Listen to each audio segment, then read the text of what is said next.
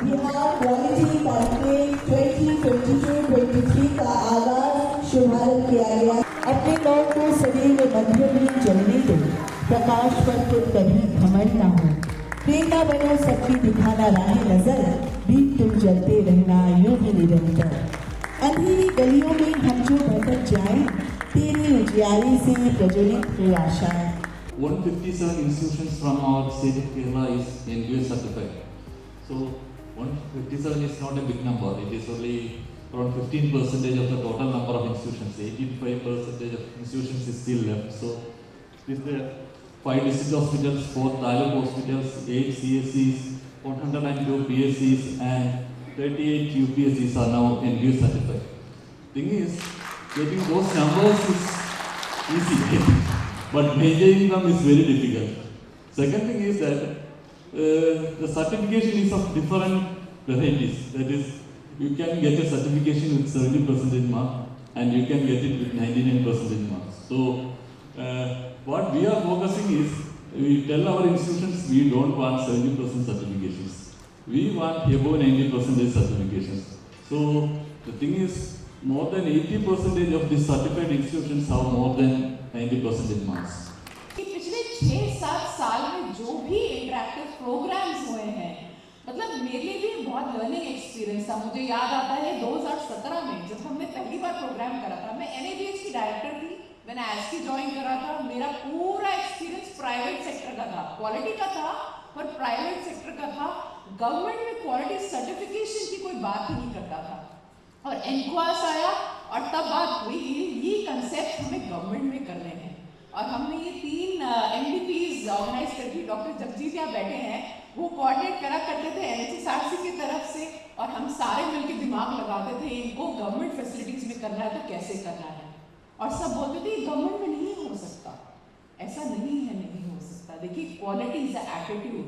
जब हम हर चीज में क्वालिटी कह सकते हैं कि हमें कपड़े पहनने अच्छी क्वालिटी के पहनने हैं, खाना खाना अच्छा खाना खाना है, चाय पीनी गर्म चाय पीनी है, तो हम अपने अस्पतालों में क्वालिटी क्यों नहीं दे सकते? क्या हम किसी अगर डॉक्टर के पास जाते हैं या किसी रिश्तेदार को अस्पताल में लेके जाते हैं, क्या हम नहीं देखते कि डॉक्टर अच्छे से हमारी बात सुन रहा है, नर्स अच्छे से केयर प्रोवाइड कर रही है, या जगह साफ सुथरी है कि नहीं? तो ये हम अपने अस्पतालों में क्यों नहीं कर सकते? क्या हम अपने रिश्तेदार अपने अस्पतालों में नहीं ला सकते? ला सकते हैं ना। वही अगर जिस दिन आपने अपने किसी भी अपने रिश्तेदार को अपने अस्पताल में ट्रीटमेंट के लिए लिया है, तो आप समझ लीजिए आपने क्वालिटी अचीव कर ली है। मेरा मानना है सर्टिफिकेशन बहुत इंपॉर्टेंट है, बट सर्टिफिकेशन का मतलब ये नहीं है कि क्वालिटी आपको अचीव हो गई है। जैसे कि डॉक्टर अमजद कुटी ने कहा कि हम अपनी किसी फैसिलिटी को 70% के लिए काम करने के लिए नहीं कहते थे। सैड स्टेट है, मैं आज जितने भी असेसमेंट करती हूँ एनक्वास के, मैं देखती हूँ अस्पताल सिर्फ 70% के लिए ही वो प्रिपेयर कर रहे हैं। But please do not get into that mode. 70% achieve कर लेना या सर्टिफिकेट अचीव कर लेना इज नॉट क्वालिटी। क्वालिटी पे काम करेंगे तो सर्टिफिकेशन साथ में अपने आप आएगा। क्वालिटी पे फोकस करिए, है ना। तो ये जर्नी जैसे मैं स्टार्ट कर रही हूँ हमारे एक्सपीरियंस शेयरिंग में, ये एक जर्नी है। इनफैक्ट सरिता मैम भी आए, अमृत कुटी भी यही है, और ये हम लोग के लिए भी बहुत लर्निंग एक्सपीरियंस था। जो सारे स्टेट क्वालिटी हेड्स के साथ मिलके हमने इंटरैक्टिव MDPs करी थी एनक्वास में, उनके भी इतने इनपुट्स थे कि हमारे यहाँ ये होता है डाइवर्स, हमारे यहाँ ये अलग चीज़ होती है। तो साथ मिलके इंटरैक्टिव वर्कशॉप्स में I think there was lot of knowledge sharing. तो यहाँ से मेरी जर्नी शुरू हुई थी बिहार के साथ इंटरैक्ट करने की। देन ऑफ कोर्स कोइंसिडेंटली मैं एज ए एक्सटर्नल असेसर आई, because I belong to the external assessors course, first course. तो आई थिंक वहाँ से हमारे लिए कोई प्रेसिडेंट नहीं था कि इसको फॉलो करना है, हम सबको खुद ही अपना जर्नी स्टार्ट करना था। मेरे ख्याल से इन 2 असेसमेंट्स के बाद NHSRC ने मुझे बिहार के असेसमेंट देने बंद कर दिए, क्योंकि उन्होंने बोला ये तो बिहार में ट्रेनिंग्स करती है, इनको बिहार के असेसमेंट नहीं देंगे। And as a responsible assessor मैंने बिहार के असेसमेंट्स लिए भी नहीं, क्योंकि जहाँ आप ट्रेन कर रहे हैं, जहाँ आप मेंटरिंग कर रहे हैं, अपना काम आप ऑडिट नहीं करते हैं, है ना, अनबायस्ड होना चाहिए। So this is been a second assessment which happened in Begusarai, जो सदर अस्पताल था। Brilliant experience I would say, और मैं इन सब अस्पतालों की कुछ बेस्ट प्रैक्टिसेस भी शेयर करूंगी, और जहाँ जहाँ गैप्स मुझे नजर आए इन पूरे दौरान ट्रेनिंग प्रोग्राम्स भी हुए बहुत सारे, ये देख सकते हैं एक स्टेट लेवल का लक्ष्य का मेंटरिंग टीओटी हुआ था, ट्रेन द ट्रेनर। यहाँ पे हमारे जो उस टाइम मिशन डायरेक्टर थे लोकेश कुमार सिंह जी सर, वो आए थे और मुझे इनवाइट किया गया था लक्ष्य पे ट्रेनिंग के लिए। सिर्फ बिहार में ही नहीं, जो दूसरी स्टेट्स में भी जो टीओटीज हो रहे थे वहाँ पर भी बिहार का बहुत एक्सटेंसिव पार्टिसिपेशन देखने को मिला। So that was actually a very very good point कि ओपननेस है, सिर्फ अपने यहाँ ही काम तो करना ही करना है, पर दूसरी स्टेट्स में क्या हो रहा है उसको भी सीखते हैं, उसको लर्न करते हैं और अपने यहाँ उसमें से क्या अच्छी पॉइंट्स हम ले सकते हैं। तो ये बहुत अच्छी बात थी। फिर यूनिसेफ बिहार ने बहुत सारी वर्कशॉप्स हमारे साथ ये कराई, ये टाइम से पहले थी।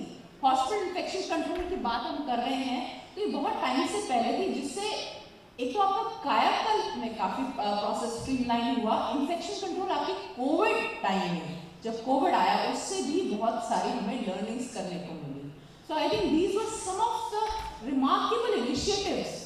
आप बहुत देख सकते हैं, मतलब बहुत फैमिलियर फेसेस भी लगेंगे। अब मैं तो यहाँ देख भी रही हूँ बहुत से लोग जिनके पिक्चर्स में दिखा रही हूँ, इन पिक्चर्स में भी हैं।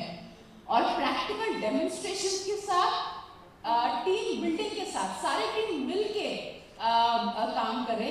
इनफैक्ट बाहर जब हमारे कुछ कोलीग्स ये जो पोस्टर्स इतने वंडरफुल जो पोस्टर्स प्रेजेंट कर रहे हैं, जब इसके क्वालिटी प्रोजेक्ट्स प्रेजेंट कर रहे थे तो एक पैटर्नल फीलिंग होती है ना कि as a parent as a teacher आपके स्टूडेंट्स प्रेजेंट कर रहे हैं क्वालिटी प्रोजेक्ट्स, तो आपको बहुत अच्छा फील होता है ना। वो क्वालिटी प्रोजेक्ट्स की बात कर रहे थे, क्वालिटी टूल्स की बात कर रहे थे और वो बता रहे थे कैसे उन्होंने प्रॉब्लम एनालाइज करा। So it was really a paternal feeling for me. मुझे ऐसे लगा कि देखिए आप किसी को 2 शब्द भी सिखा पाए तो आपने बहुत कुछ अचीव कर लिया है। सो देन ऑफ कोर्स और फैसिलिटी स्पेसिफिक फैसिलिटी मेंटरिंग हुई गया डिस्ट्रिक्ट में भी और पूर्णिया में भी, अदर डिस्ट्रिक्ट में भी यूनिसेफ इंडिया का काफ़ी काम था।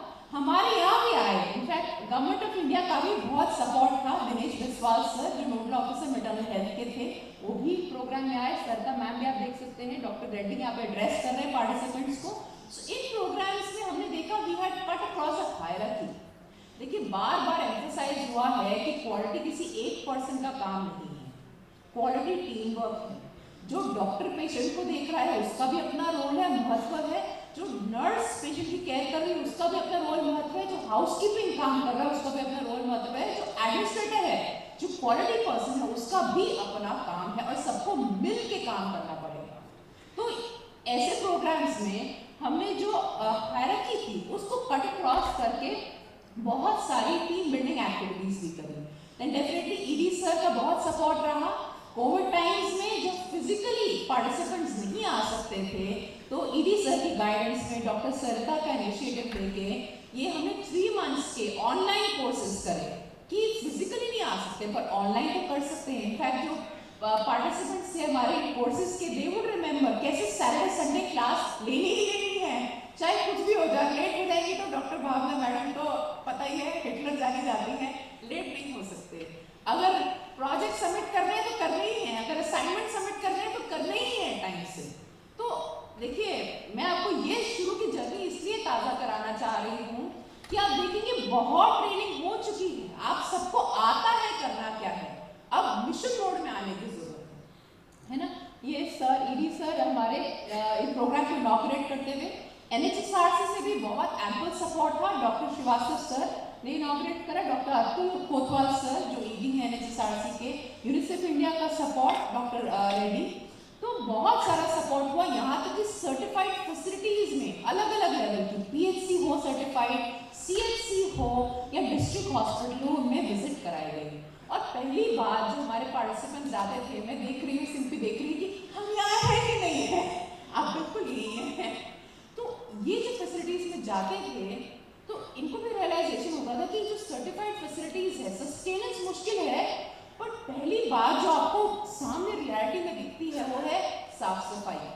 आप देखेंगे जहाँ जहाँ क्वालिटी की बात होती है, इवन हॉस्पिटल लेवल पे दे आर पीपल, अगर हमारे पास इतना एचआर अवेलेबल नहीं है, इनफैक्ट तेलंगाना के कुछ हॉस्पिटल्स में हमने देखा था कुछ नर्सिंग स्टाफ को जो ट्रेन थे उनको एडिशनल क्वालिटी का चार्ज दिया गया था, but just to support other departments. ऐसा नहीं कि वो एक क्वालिटी का बंदा है तो क्वालिटी रिलेटेड कुछ भी काम होगा तो उसी पे डाल देंगे, वो सिर्फ सपोर्ट करेगा to the respective departments. But quality का पर्सन हॉस्पिटल लेवल पे, डिस्ट्रिक्ट लेवल पे होना बहुत ज़रूरी है। इट इज़ नॉट एक्टिविटी की असेसमेंट होना है तो असेसमेंट से 15 दिन पहले सारे आके बैठ के एक अस्पताल पे काम करेंगे, उसका डॉक्यूमेंटेशन ठीक करेंगे, प्रोसेसेस ठीक करेंगे, फिर आपको क्वालिटी नहीं मिलेगी। सर्टिफिकेट मिल जाएगा, 70% मिल जाएंगे, 90% नहीं मिलेगा। जैसा आपने कहा कि कुट्टी के बाद, डॉक्टर कुट्टी के बाद आपने बोला, और शायद आपके दोनों के बाद जब मैं बोल रही हूँ, जैन सर नहीं आए, तो मैंने इस अपॉर्चुनिटी में मैंने बस इतना ही कहना था हमारी पूरी ऑडियंस से, और जो हमारे यहाँ सब आए हैं डिस्ट्रिक्ट से, रीजन से, कि अल्टीमेटली हमें करना क्या है।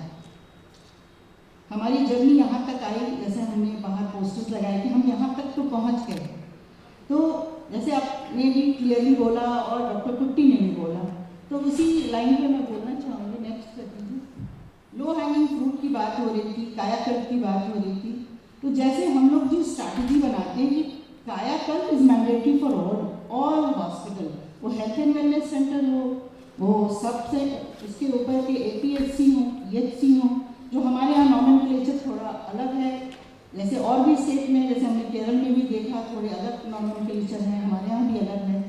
तो PHC हमारे यहाँ APHC कहा जाता है, ब्लॉक PHC या CHC में करीब 300 के लगभग हो भी गए हैं अब, मतलब बिल्डिंग उनकी बदल गई है, लेकिन अभी हमारे वहाँ PHC अभी भी हैं जो 6 बेडेड हैं, जिन्हें हम ब्लॉक PHC करते हैं, और वो काफ़ी बड़ा एरिया कवर भी करते हैं। फिर सब डिवीज़न हॉस्पिटल है, फिर हॉस्पिटल है, डिस्ट्रिक्ट हॉस्पिटल्स हैं, और उसके ऊपर मेडिकल कॉलेजेस हैं। इन सारे हॉस्पिटल्स में कायाकल्प को हम प्राइमरीली फोकस करें। यहाँ मैं सबसे बोलूँगी कि क्विज मास्टर बैठे हैं, और वो सबसे उनके लिए, सभी लोगों के लिए इम्पोर्टेंट है ये।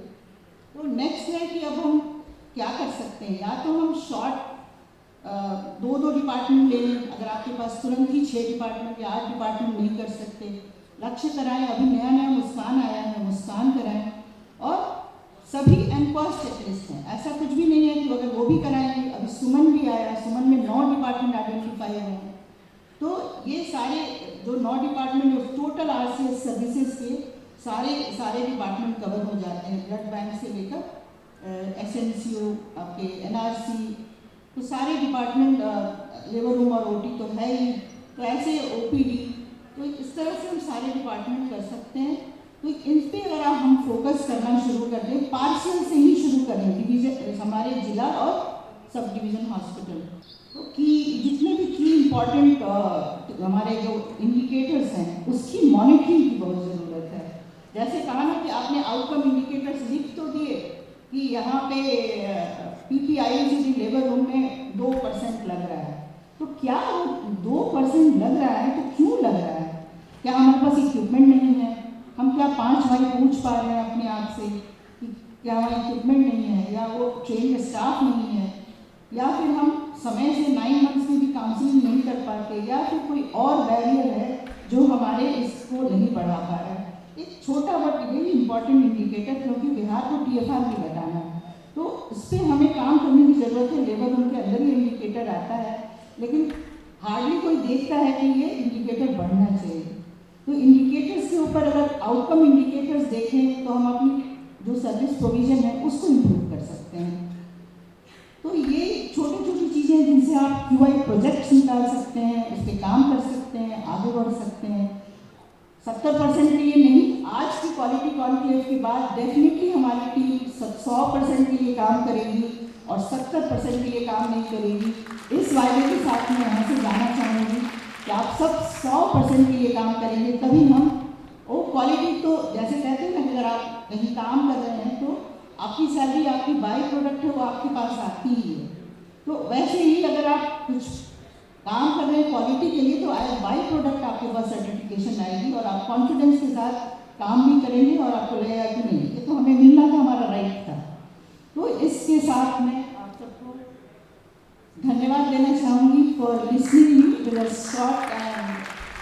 तो मैं ये मंच अपने क्विज मास्टर के लिए खाली करना चाहूँगी। Thank you so much. या जो भी चीज़ें यूज होती हैं, जो भी मेडिसिन या जो भी नेसेसरी ड्रग्स वगैरह यूज होते हैं, उनको एक बैग में करके उसकी लिस्टिंग करके at the time of caesarean वो पेशेंट या अटेंडेंट को हम लोग हैंड ओवर कर देते हैं। और उससे उनका लास्ट मोमेंट में जो हज़ार्ड मूवमेंट होता था कि फला चीज घट गया, किसी को किसी चीज़ की कमी हो गई तो वो उसको लेने के लिए भाग दौड़ कर रहे हैं, तो वो चीज़ की कमी हो जाती थी। एक स्टॉक आउट का भी जो प्रॉब्लम था वो भी हम लोगों ने इसको खत्म कर दिया। एक लिस्ट बनी कि LFCS में कितने तरह का इंस्ट्रूमेंट, कितने तरह का मेडिसिन की जरूरत होती है, वो सबको एक जगह लिस्टिंग करके और ये बैच में हम लोग डिस्ट्रीब्यूट किए। और इसमें भी लगभग हम लोगों को 1 वीक का टाइम लगा इसको सारे डिजाइन करने में और जो पैकेज तैयार करने में। और हमने डेवलपमेंट पार्टनर्स के सहयोग से, हमारी टीम जमुई के सहयोग से सारी दवाइयों का लिस्टिंग किया कि क्या क्या चीज़ की ज़रूरत होती है, उन सबको एक के पैकेट में करके हम लोग at the time of caesarean hand over करते हैं। बेबी किट्स भी देते हैं आफ्टर डिलीवरी, जो बच्चे को वार्म अप करने के लिए उसके साथ ब्लैंकेट हो गया, ब्लैंकेट किट वगैरह। ये थर्ड इनोवेशन था health desk counter for ambulance. कौन से एम्बुलेंस किस पेशेंट को कहाँ लेके गया, कितना देर लगेगा उसको पटना जाने में और पटना से वापस आने में, इसका इंफॉर्मेशन पहले जमा करना बहुत कठिन था। तो अब हम लोगों ने एक जीविका दीदी की मदद से एक हेल्थ डेस्क काउंटर बनाया और वहाँ पर एक रजिस्टर ओपन किया कि कौन से नंबर की गाड़ी एम्बुलेंस किस पेशेंट को लेके जा रहा है और उसको कितना देर एक एवरेज टाइम लगेगा और वापस कब तक आ रहा है। तो सारा डाटा हमारे पास यहाँ पर एकत्रित हो जाता था। ये मिशन 60 के तहत ये हमारे DDC सर और DM सर ने एक हम लोगों को ब्रेन स्टॉर्मिंग कराया था कि आप लोग इस तरह से करें ताकि एम्बुलेंस का सारा डाटा एक जगह जमा हो सके। इसमें भी हम लोगों का टाइम लगभग 15 डेज लगा हेल्थ डेस्क बनाने से लेकर करके सारा चीज को इम्प्लीमेंट करने में। ये सारे EMTs का, ड्राइवर्स का मोबाइल नंबर, इवन व्हीकल का जो रजिस्ट्रेशन नंबर है उसके साथ साथ सारा चीज डिटेल्स वहाँ पर सटा हुआ है एक IC बोर्ड में और रजिस्टर में सारा डिटेल्स हम लोगों को उसको मेंशन करते हैं। Thank you. गर्भवती महिलाओं के, एनीमिया से ग्रसित महिलाओं के जो उसके इंटरवेंशन में जो हमारे यहाँ जो कार्य किया गया उसी के संबंधित आयरन सुक्रोज का उपयोग या अन्य समस्याओं के कारण PPH के केस मिल रहे थे, जिसके परिप्रेक्ष्य में रक्त अधिकोष यानी ब्लड बैंक पर जो है ब्लड उपलब्ध कराना असंभव प्रतीत होता था। फिर उसके बाद हम लोगों ने जो है पहल किया कि जो है जो केस जो ज़्यादा आयरन एनीमिया के मिल रहे थे उसके लिए उसमें जो है हम लोगों ने पहल किया। तो पहल के दौरान जो है आयरन सुक्रोज का इस्तेमाल करना शुरू किया गया, जिसमें जो है कुल 209 महिलाओं को आयरन सुक्रोज का इंजेक्शन दिया गया, उसको दिया गया समय समय पे। उसमें से 209 में से 130 का फॉलोअप किया गया। 130 में से 12% महिलाओं से का फीडबैक मिला कि उनका आयरन लेवल बढ़ा हुआ था, हेमोग्लोबिन का लेवल बढ़ा हुआ था। मेन इसी थीम पर था हम लोग का। बिहार में हेल्थ इंस्टीट्यूशन में जो लोग सेवा प्रदाता है, जो सर्विस प्रोवाइडर है और जो सर्विस सीकर्स, दोनों असंतुष्ट हैं, दोनों खुश नहीं है और न ही हम लोग अपना आउटपुट दे पा रहे हैं। ये एक बहुत बड़ी समस्या हमारे सामने थी। हम सीतामढ़ी सदर अस्पताल की टीम जब इस पर बैठे और इस पर विचार किए कि आखिर वो कौन से कारण हैं जिसके कारण हम न खुद संतुष्ट हैं और न ही अपने जो सेवा लेने वाले लोग हैं उनको खुश कर पा रहे हैं। Creativity is thinking of new things but innovation is doing new thing.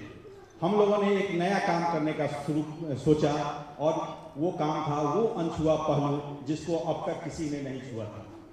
हम लोगों ने जो भी हमारे सर्विस प्रोवाइडर हैं उनके साथ काम करना और उनको सुदृढ़ करने का विचार किया।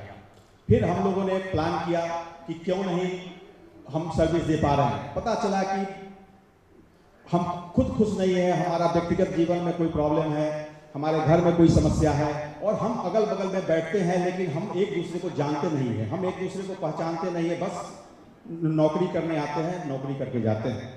एक वर्कशॉप किया और उस वर्कशॉप में हम लोगों ने अपने आप को पहचानने का प्रयास किया और खेल खेल में किस तरह से एक टीम बनाकर अपने जो ड्यूटी है उसको पूरा करने का एक प्रण लिया और उसके लिए काम करना शुरू किया।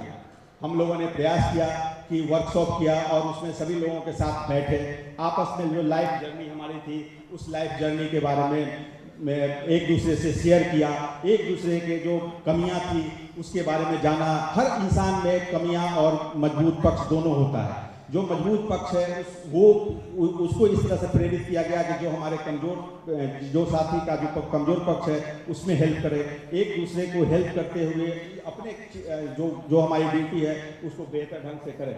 हम अपनी ड्यूटी में जाएं, या तो रोते हुए ड्यूटी में जाएं या फिर रोते हुए आए या फिर हंसते हुए ड्यूटी करने जाए और हंसते हुए ड्यूटी करने आए। यही भाव हम लोगों ने अपने सभी सहकर्मियों में जगाया है कि आइए अस्पताल में आइए और एंजॉय कीजिए, लगे नहीं कि आप अस्पताल से बाहर बैठाया जाएगा। तो हॉस्पिटल की ओर से हमारे ब्लॉक हेल्थ मैनेजर जो मैसेज गए हुए थे तो उन्होंने इस बात को उठाया कि सर सबसे बेस्ट जगह जो है हमारा सामुदायिक स्वास्थ्य केंद्र काराकाट है, वहाँ अगर आरओ प्लांट बैठ जाता है तो सैकड़ों लोगों को per day safe and healthy drinking water facility मिलेगी। उसका एडवांटेज क्या है, अगर ड्रिंकिंग वाटर अगर सेफ हो, TDS with in the normal range में हो, तो water borne disease most of the disease called by the water ना, वाटर अगर हेल्दी रहेगा तो हमारा वाटर बोर्न डिजीज का एलिमिनेशन हो जाएगा। जैसे अभी एक क्विज में क्वेश्चन है ना नेशनल ट्यूबरकुलोसिस वाला, तो क्राउड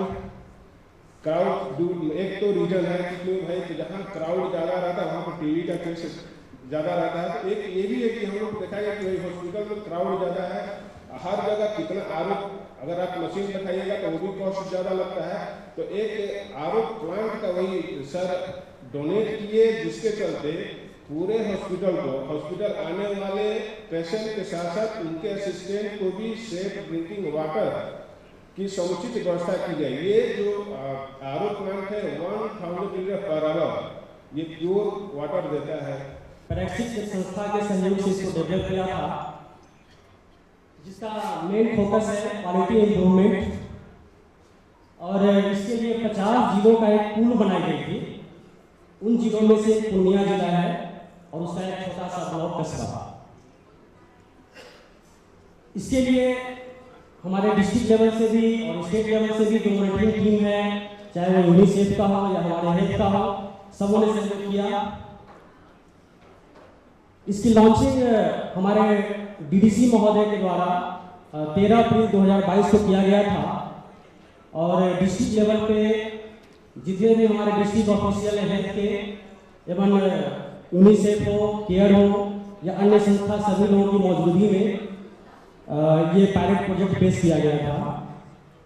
इसमें सबसे मुख्य चीज़ ये रहा कि जो हमारी ग्राम स्तर की जो फ्रंट लाइन वर्कर है, चाहे वो आशा हो, आंगनबाड़ी सेविका हो या हमारी टीसी लेवल की एएनएम हो, उन्हीं लोगों से कुछ क्वेश्चन पूछे गए। उसके आधार पे कुछ सर्विसेज का नाम आया, जैसे maternal care service, child newborn child survival, इस तरह की, और काउंसलिंग केयर जो हमारी काउंसलिंग का पार्ट है, इन सबको मिला करके हम लोगों ने 6 पॉइंट डिसाइड किया। उन 6 पॉइंट के लिए हमारे कस्बा ब्लॉक में 8 पंचायत को हम लोगों ने चयनित किया, जिसमें अलग अलग डिफरेंट मुद्दों पे काम किया गया। उनमें breast feeding, maternal nutrition, regular pregnancy का होना, PNC, routine immunization, hand washing, safe drinking और यूज ऑफ टॉयलेट, इन सब चीज़ों पर ध्यान दिया गया। इसके लिए हम लोगों ने एक नया तरीका वहाँ पे क्या अपनाया, जो हमारे प्रतिभागी थे FLW, उन लोगों को एक गेम खिलवाया गया था। उस गेम में एक छोटा सा गुड्डा था, उस गुड्डे को बोला गया कि भाई एक एक करके आप लोग उठाओ, और एक स्टिक के सहारे, डंडा के सहारे। तो सब लोगों ने ट्राई किया, किसी से नहीं उठ पाया। फिर हुआ कि भाई सब लोग मिलकर उठाए, तो जब सब लोगों ने मिलकर प्रयास किया, जिसका नतीजा हुआ कि उस बच्चे को हम एक साथ मिलकर उठा लिए। तो इससे हम लोगों ने ये समझ पाया कि अगर ग्रामीण स्तर पे जो हमारे पिछड़े हुए क्षेत्र है, जो हार्ट टू रीच एरिया है, जहाँ तक हमारी पहुँच नहीं है, अगर हम लोग सारे मिलकर प्रयास करेंगे तो हमारे जो वंचित हैं, जो हमारे हॉस्पिटल तक नहीं पहुँच पा रहे हैं, जो हमारी सेवाओं का लाभ नहीं ले पा रहे हैं, उस तक हम लोग पहुँच पाएंगे। धन्यवाद सब लोगों को।